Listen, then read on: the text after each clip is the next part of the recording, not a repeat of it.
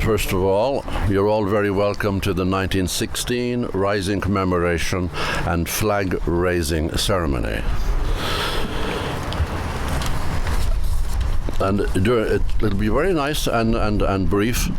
There'll be a few little talks here and there, but essentially we'll move along. And the first little talk is from me. Not too long, okay? Just a few reflections I have on 1916. An unusual connection, I think. 100 years ago versus 2,000 years ago. The conception of a nation versus the birth of Christianity. A group of very ordinary men, actually fishermen if you wish, not special, but they were transformed by their faith in their leader, and they answered his call, and they gave their lives for that purpose also. As a consequence, they transformed the lives of billions of people. Fast forward 1800 years to 1916, and we have a very parallel story. A group of men and women, likewise imbued with love of their mother Ireland. They were from different walks of life, all kinds of people with, in a certain sense, very little in common, poets and labor movement leaders, etc. But like the apostles, they were men of peace. And they also gave their lives for their cause. Their blood, and that of many others throughout the centuries of Ireland's history, and I'm thinking of the O'Neills and the O'Donnells, their blood was the seed of our nation. It is, however, still a work in progress. Not all of their aspirations have been achieved. And that is why we commemorate. We just don't commemorate to remember, but also to try to put into practice day by day their ideals. I would now, it's my great pleasure to introduce Dr. Ray Bassett, our ambassador to Canada, who will give you greetings on behalf of the Irish Embassy and the Irish government.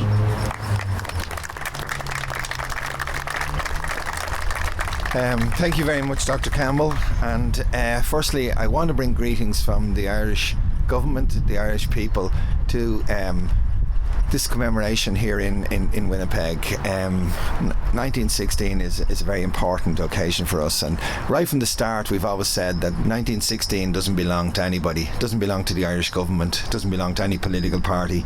It's actually a historic event, and it's a part of the nation's heritage. So wherever we have not tried in any way to control it or to do anything like that, we've just really assisted communities to commemorate, and it's been an incredible experience here in Canada, because we never expected the commemoration of 1916 to be so big as it is in Canada. I think there's over 50 events now throughout the whole, every one of the 10 provinces, and it's an amazing, some of them have attracted several hundred people. And one thing I would say about 1916 is 1916 is a historical event. There's no point in free fighting and saying people were right or wrong. It was an international historical occasion, and it affected the history of Ireland, and it affected the history of the British Empire. It affected the history of decolonisation right around the world. So it is an event which is well worth commemorating, and it's been commemorated all over the world. I'm also ambassador to Jamaica, and I didn't quite realise how much 1916 had affected Jamaica till I went there. The main trade union building in Kingston, Jamaica is Liberty Hall, and it was Marcus Garvey, who is the national hero of Jamaica, was mesmerised by 1916 and felt and used it as his inspiration, particularly in developing the Black consciousness movement and the need for people to depend on themselves as opposed to looking out for benefactors around the world. It had a very big effect in India. Even Lenin and Trotsky wrote about it. Ho Chi Minh, described it, right across, and they even had a copycat uprising in Chittagong in India. So this had a huge effect around the world because it was essentially a statement about self-determination.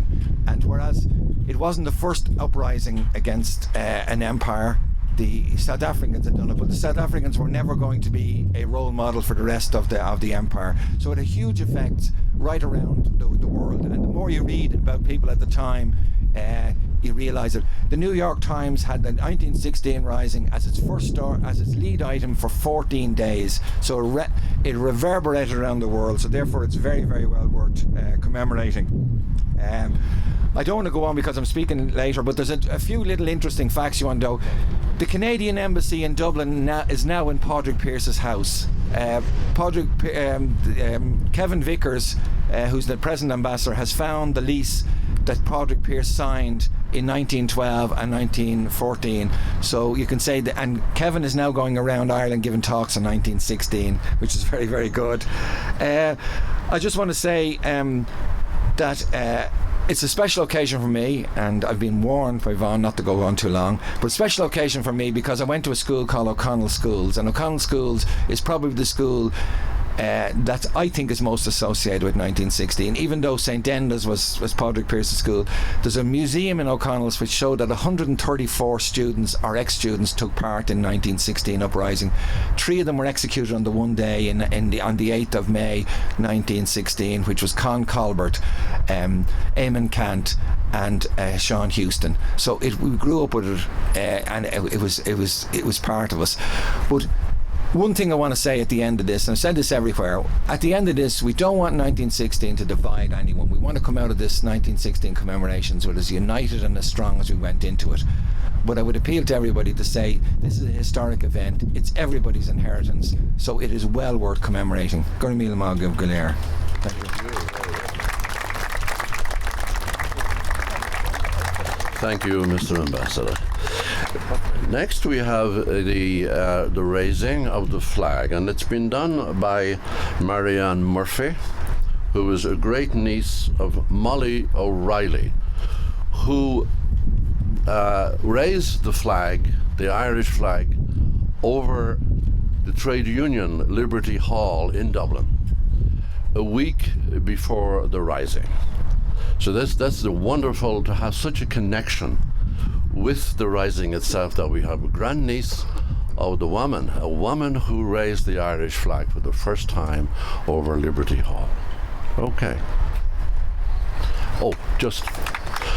We're also going to sing the Irish national anthem as this is happening, so hopefully everybody knows the words. Pat will know the words for sure. Thank you. Good morning, everybody. I'm so honoured to be invited to raise the flag today, especially being the great niece of Molly O'Reilly. For those of you who don't know Molly was born in 1900 in Gardner Street, Dublin, and from a very young age Molly was appalled by the living conditions of her fellow Irish men and women, and she started going down to Liberty Hall. She helped in the soup kitchens there, and it was there that she first came to hear the teachings of James Connolly, and so began her journey of wanting to have Ireland be free. Molly actually, during Easter Rising, she fearlessly brought messages in and out of the GPO for James Connolly amidst the firing of the artillery of Dublin. She went on, she was arrested and was imprisoned and went on hunger strike, and right up until she died, Molly was a real Republican. She wanted Ireland free. I'm very proud to be her great niece. I'm also very proud to be living in Winnipeg, Canada, where we are encouraged to embrace our heritage and share it, and we can do that freely. So I'd like to dedicate the raising of the flag to Molly and all the women and men who sacrificed so much for us in 1916, and may we never forget them.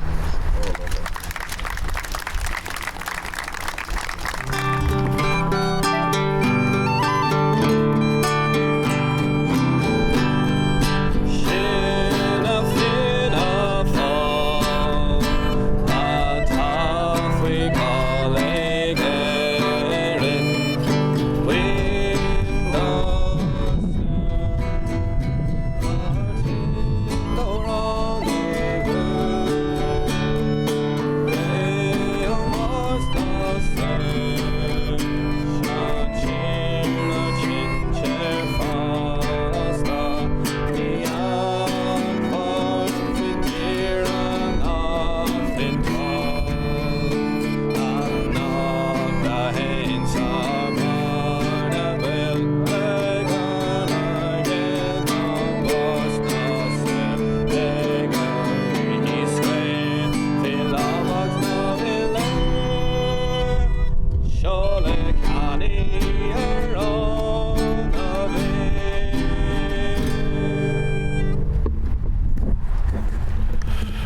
now listen to the reading of the proclamation, which, as you know, was first read outside the GPO at the beginning of Easter week 1916.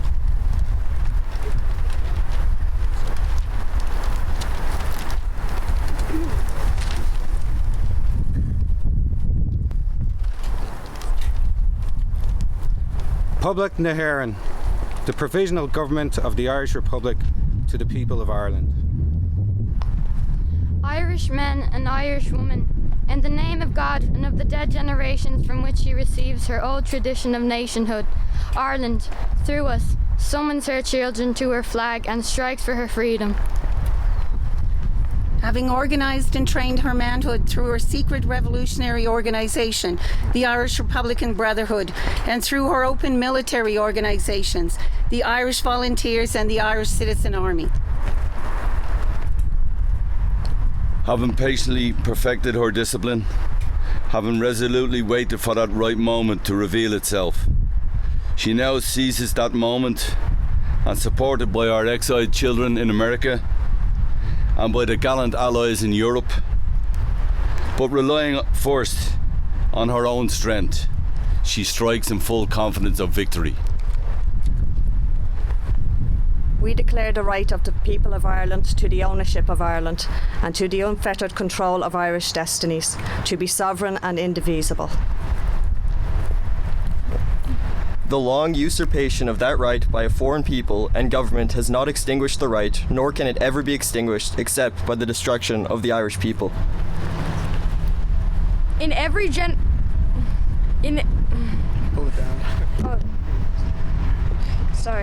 In every generation, the Irish people have asserted their right to national freedom and sovereignty. 6 times during the past 300 years, they have asserted it in arms.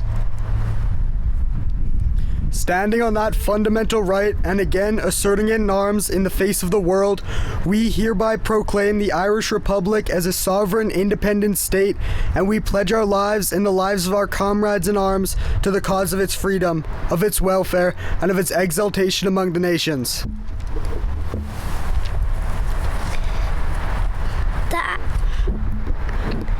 The Irish Republic is entitled to and hereby claims the allegiance of every Irish man and Irish woman. The Republic guarantees religious and civil liberty, equal rights and equal opportunities to all its citizens. And declares its resolve to pursue the happiness and prosperity of the whole nation and all of its parts, cherishing all of the children of the nation equally, and oblivious to the differences carefully fostered by an alien government which have divided a minority from the majority in the past. Until our arms have brought the opportune moment for the establishment of a permanent national government, representative of the whole people of Ireland and elected for the suffrages of all her men and women, the provincial government, hereby constituted, will administer the civil and military affairs of the public in trust for the people. We place the cause of the Irish Republic under the protection of the Most High God, whose blessing we invoke upon our arms, and we pray that no one who serves that cause will dishonour it by cowardice, inhumanity, or rapine. In this supreme hour, the Irish nation must, by its valour and discipline, and by the readiness of its children to sacrifice themselves for the common good, prove itself worthy of the august destiny to which it is called. Signed on behalf of the Provisional Government, Thomas J. Clark, Sean McDermott, Thomas McDonough, P.H. Pearce, Eamon Cant, James Connolly, Joseph Plunkett.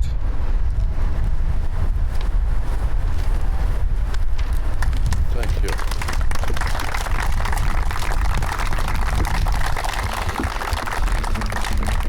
Well, that really concludes our the formal part. We are all hopefully going back to the Irish Club for breakfast now. So I would like you now to listen to the band. To the group. It's not a band. They're going to play Ireland's Call, which, as you know, is sung at every Irish Rugby International, and it's a wonderful. If you know it, please join in. Oh.